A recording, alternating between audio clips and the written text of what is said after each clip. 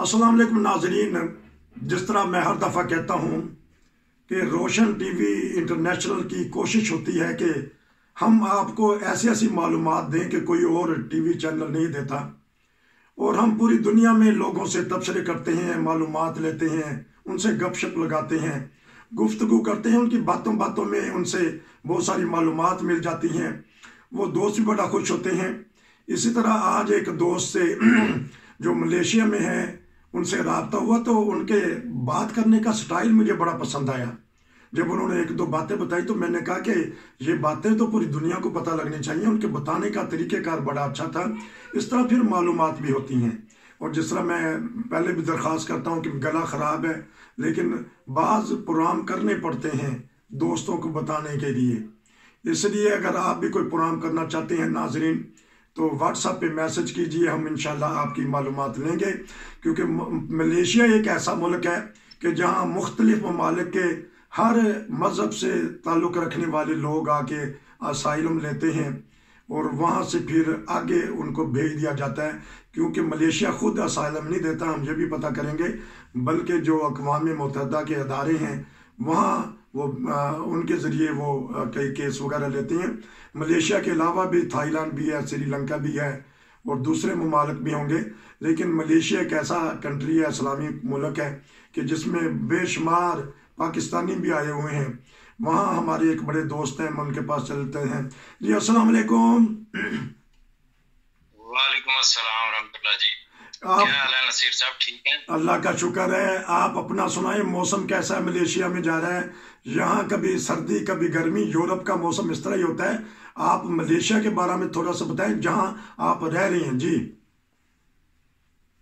जी जी, Malaysia में ज्यादातर मौसम तो गर्म ही है। इधर दो ही मौसम है तकरीबन, बारिश और गर्मी। ये दो ही मौसम है, बारिश होती रहती है और गर्मी है। तकरीबन गर्मी है, सर्दी तो होती नहीं इधर। अच्छा, तो ये बताइएगा, क्योंकि नाजरीन प्रोग्राम बड़ा दिलचस्प है, आगे जाके बहुत सारी असाइलम के बारे में मालूमात होंगी। लेकिन शुरू में मैं पूछ लूँ, हमारे जो तब्दीली सरकार है, इमरान खान साहब मलेशिया की बड़ी तारीफ करते रहे हैं, तो उन्होंने अपने मुल्क को तो मलेशिया बुलाया नहीं कि क्या मलेशिया में क्या चीज़ है, कि आप क्या तरक्यात देखते हैं और इनका मुआशरा कैसा है, तरक्की का राज क्या है, इंसाफ कैसा है, कानून कैसा है, क्राइम्स कैसे हैं? क्यों वो चाहते थे कि हर कोई सियासतदान कहता है कि मैं पाकिस्तान को मलेशिया बना दूंगा? जी जी, बहुत सारे ये कानून को फॉलो करते हैं, ये लोग कानून की पासदारी करते हैं, इसलिए ये कामयाब हैं। इनकी सनत जो है वो भी कामयाब है इसी वजह से कि ये टैक्स पेड हैं। अच्छा, जो भी कंपनी है गवर्नमेंट को टैक्स देती है, और छोटी से छोटी कंपनी भी टैक्स पेड है। ये नहीं है कि इधर मतलब कुछ चोर हों या इस तरह की वारदातें भी बहुत कम है, मतलब होती नहीं है।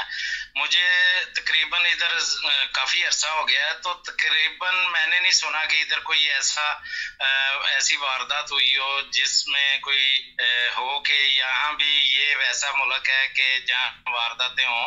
नहीं, ये लोग कानून का एहतराम करते हैं और करना भी चाहिए। जबरदस्त बात आपने इसलिए अमानतदार हैं।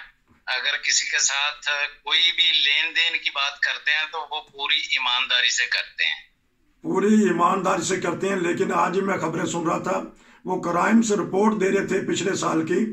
मीडिया बताता रहता है कि सैकड़ों के हिसाब से औरतों को अगवा किया गया, बच्चों को कत्ल किया गया, शहरियों को राजधानी के जरिए डाका डाला गया। सिंध का एक इलाके का वो बात कर रहे थे, वहाँ क्राइम जो से गली मोहल्ले में या कूचे में आके तो नहीं हो जाता। नहीं नहीं, ऐसी कोई बात नहीं है। इधर तो यहाँ मैंने नहीं सुना कि क्राइम, स्ट्रीट क्राइम तो है ही नहीं है ना। अच्छा, कोई शायद कोई इक्का दुक्का इलाका ना हो जहाँ इस तरह का कोई चांस हो जाए। तो ये बताइएगा कि गैर मुल्कियों के साथ इनका सलूक कैसा है, मलेशियन अवाम का, मलेशियन हुकूमत का? क्योंकि ये तो सिर्फ एक वहाँ आर्जी तौर पे ठिकाना है। बताइएगा कि उस अदारे का नाम बताइएगा जिस तरह के असाइलम लेते हैं और फिर गैर मुल्कियों के बारे में इनका रवैया कैसा है, मलेशियन हुकूमत का या अवाम का?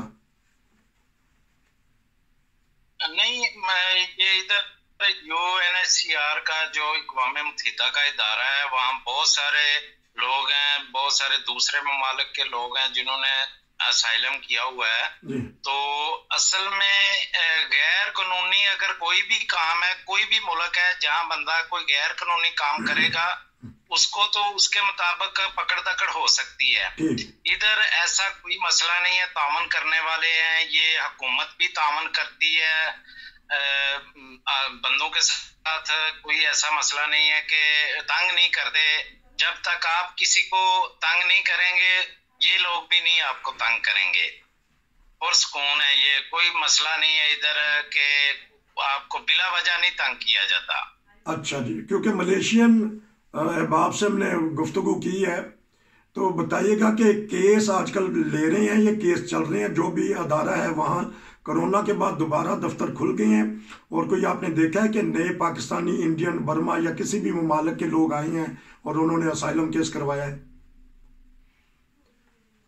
जी, केस लेना तो वो बंद नहीं किए, सिर्फ लॉकडाउन के दौरान इन्होंने थोड़ा अरसा बंद किए थे, लेकिन अभी तो केस ले रहे हैं। लेकिन वो तरीकाकार इन्होंने थोड़ा सा मुख्तलिफ कर दिया है कि पहले जाके एंट्री करवानी पड़ती थी ऑफिस में जाके, इनका जो भी इदारा है यूएनएचसीआर का, उधर जाके एंट्री करवानी पड़ती थी। अब ऑनलाइन एंट्री होती है और उनको वो जो भी उसका रेफरेंस नंबर होता है वो इशू कर दिया जाता है ऑनलाइन ही।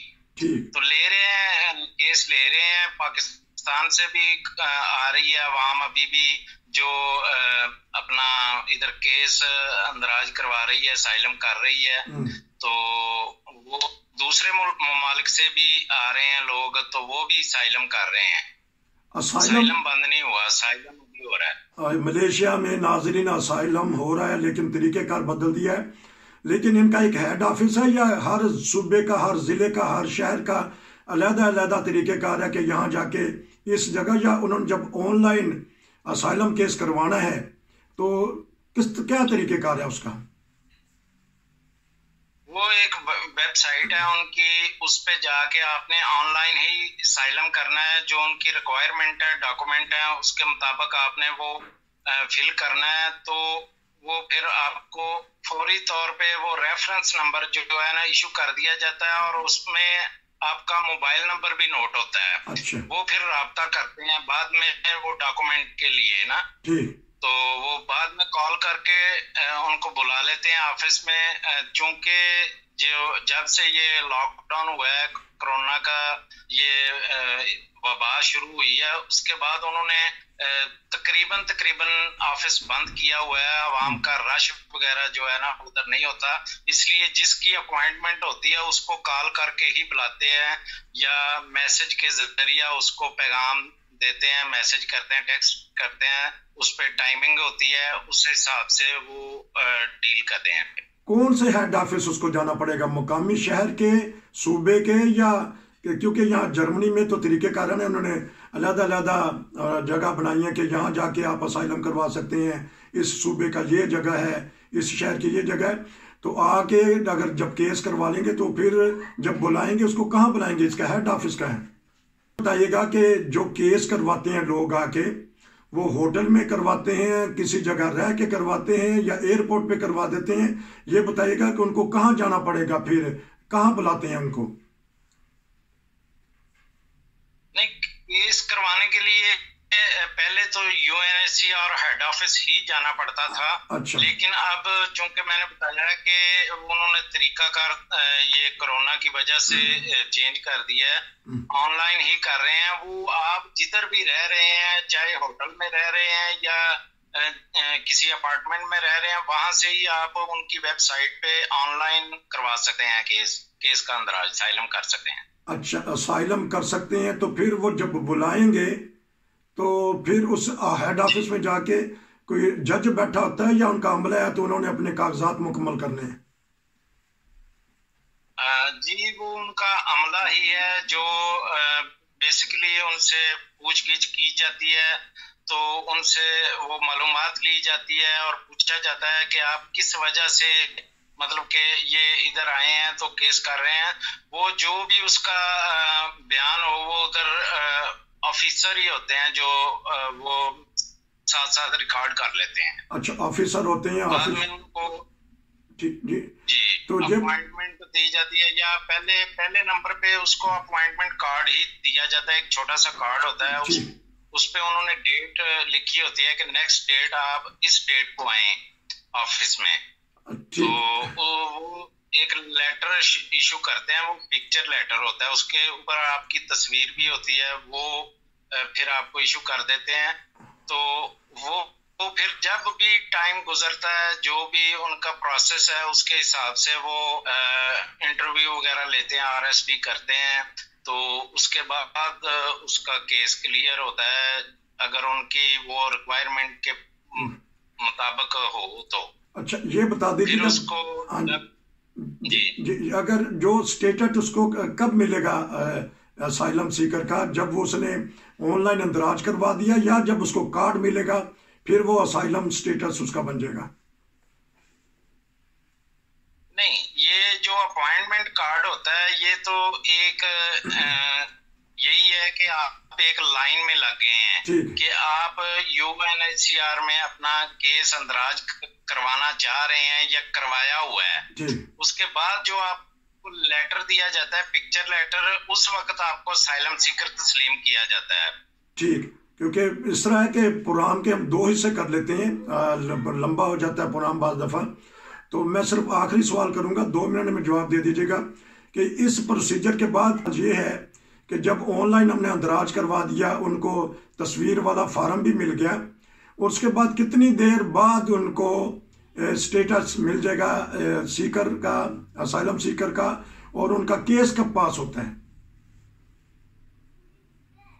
असल में ये जो इदारा है इनकी पॉलिसियां चेंज होती रहती हैं, बाज औकात तो थोड़ा ही वक्त लगता है, तो उनको जिसने असाइलम किया होता है उसको कॉल की जाती है कि आप ऑफिस आए, हेड ऑफिस पहुंचे हैं इस डेट को, इस वक्त। उसको टाइम दिया जाता है, डेट दी जाती है, बुलाया जाता है, तो फिर उसको इंटरव्यू के लिए बताते हैं कि आपका RSP जो इंटरव्यू है, रीसेटलमेंट का जो होता है इंटरव्यू, जो जिसके बाद रिफ्यूजीज डिक्लेयर करते हैं, उसका टाइम नहीं है, टाइम पीरियड नहीं है। ये उनकी पॉलिसियां चेंज होती रहती हैं, पॉलिसी के मुताबिक वो बुलाते हैं। तो फिर कई ऐसे लोग हैं जिनका जल्दी केस पास हो गया है, कई ऐसे हैं कि 7-7, 8-8 साल के बाद अभी तक उनका इंटरव्यू नहीं हुआ। अच्छा, तो इस तरह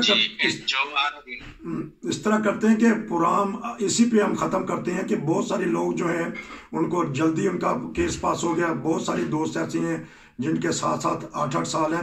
नाज़रीन, हम अगले प्रोग्राम में अगले हिस्से में करेंगे बात कि जब केस पास हो जाता है तो फिर वो जो चाहने वाला चाहता है कि मैं किसी यूरोपीय मुल्क में चला जाऊँ, रीसेटलमेंट उसको कहते हैं, उस वहाँ वो तरीक़ेकार क्या है और आजकल रीसेटलमेंट हो रही है या नहीं, इस बारे में इनसे पता करेंगे कि इनके केस का क्या बना, रीसेटलमेंट का क्या बना।